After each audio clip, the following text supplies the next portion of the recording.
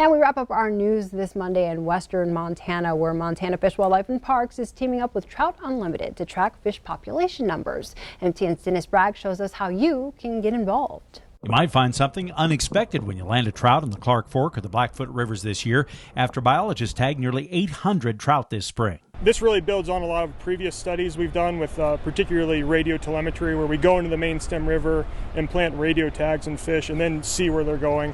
We're taking the reverse approach here, where we go to the tributaries when the fish are making their spawning migrations and then implant them with these visible tags that are identifiable to the individual, and then when anglers catch them, they can call in the tag, and we're able to link that back to when they were captured in the tributary and then where they've moved subsequently. If you catch a tagged fish, don't remove the tag. Take a clear photo of the tag if you can, or just note the tag number and color and where you caught that fish, and report it to the phone number on the tag. It's really pretty simple, pretty easy. The biologists and Trout Unlimited hope to unravel more of the mystery of how our fish are migrating into the river tributaries.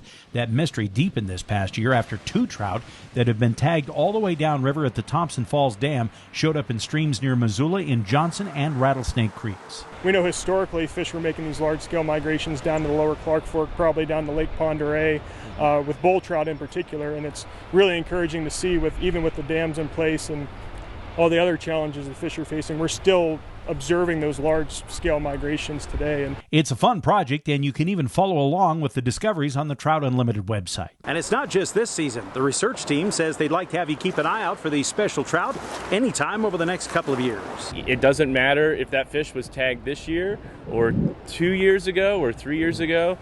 There's a biologist somewhere like Patrick who really wants to know about that fish. So if you catch a fish that's tagged, make a note of it and let us know.